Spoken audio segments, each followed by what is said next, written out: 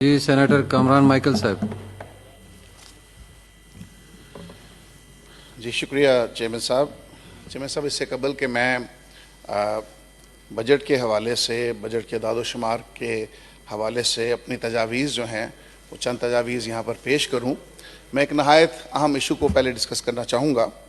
और मैं ये कहना चाहूँगा कि आने पाकिस्तान जो है वो हर पाकिस्तानी को बुनियादी हकूक़ देता है और हर पाकिस्तानी शहरी जो है वो आइन उसके हकूक़ को प्रोटेक्ट करता है। और एक ऐसा अदारा जिसको हम सुप्रीम कोर्ट ऑफ पाकिस्तान कहते हैं, उन हकूक़ की हसूली और इम्प्लीमेंट करने का एक वाहिद सोर्स है। उसे तमाम इख्तियारात दिए गए हैं सुप्रीम कोर्ट ऑफ पाकिस्तान को कि हर बशर, हर बशिंदे की, हर शहरी के हकूक़ का वो तहफ़्फ़ुज़ करे।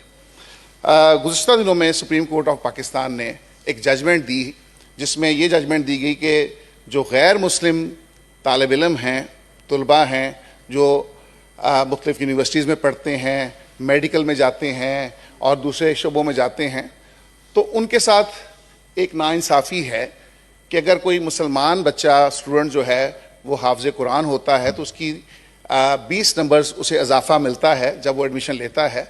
लेकिन ये नंबर्स जो हैं ये गैर मुस्लिम स्टूडेंट्स को क्यों नहीं जाते? इस पर उन्होंने जजमेंट दी कि इनके लिए भी लाहेअमल बनाया जाए, कानून साजी की जाए और इनको भी इस कानून के तहत ये 20 नंबर से जो महरूम रह जाते हैं तबकात, इनको इस 20 नंबर से महरूमी का खात्मा किया जाए और इन्हें कौमी धारे में शामिल किया जाए। जब ये सुप्रीम कोर्ट ऑफ पाकिस्तान की जजमेंट आई है, उस पर चंद अनासर ने पार्लियामेंट में तकारीर की और उन्होंने इसे बड़ा गैर मुनासिब इक़दाम करार दिया और कहा कि अब इनका कोई वजूद नहीं है क्योंकि इनकी अनाजील और तौरात जो हैं वो ख़त्म हो चुकी हैं, उनका ही कोई वजूद नहीं है। तो ये मैं समझता हूँ बड़ी अलार्मिंग सिचुएशन है। जब पार्लियामेंट में बैठ कर हम ऐसी बात करते हैं तो मैं ये समझता हूँ कि जो खुदा का कानून है, हम सब मानते हैं कि जो इल्हामी किताबें आसमान से उतरी हैं, हम सब उनके फॉलोअर्स हैं, हम मानने वाले हैं और हमारा ईमान है कि उस किताब को जो आसमान से उतरी है ना कोई घटा सकता है ना बढ़ा सकता है। जी सेनेटर साहब। जी मैं सब मैं बात कर रहा था कि हम सब इल्हामी किताबों को मानने वाले लोग हैं और हमारा ईमान है कि इल्हामी किताबों को कोई रद्द नहीं कर सकता क्योंकि ये खुदा की तरफ से उतारी गई किताबें हैं। और मैं ये समझता हूँ कि जैसे दाऊद ने जाति जूलियत को पुकारा था और कहा था, मैं भी एक आज के जाति जूलियत को पुकार के कहता हूँ कि ये कौन हो सकता है, इसकी औकात क्या हो सकती है किसी बशर की, किसी इंसान की, जो इंसान खुदा की इल्हामी किताबों के बारे में ऐसी बात करे। तो मैं ये समझता हूँ कि हमें, अब हम ग्लोबल विलेज में रहते हैं, दुनिया सिमट आई है, हम दुनिया को क्या मैसेज दे रहे हैं, हम अपने पार्लियामेंट में किस तरह की बात करते हैं। तो मैं ये समझता हूँ कि जो खुदा का कलाम है वो कल, आज, बल्कि अब तक यकसा है। वो कल भी था, आज भी है और अब तक रहेगा और जब तक दुनिया कायम व दायम है वो कायम व दायम रहेगा। लिहाजा इस बात में यही सच्चाई है।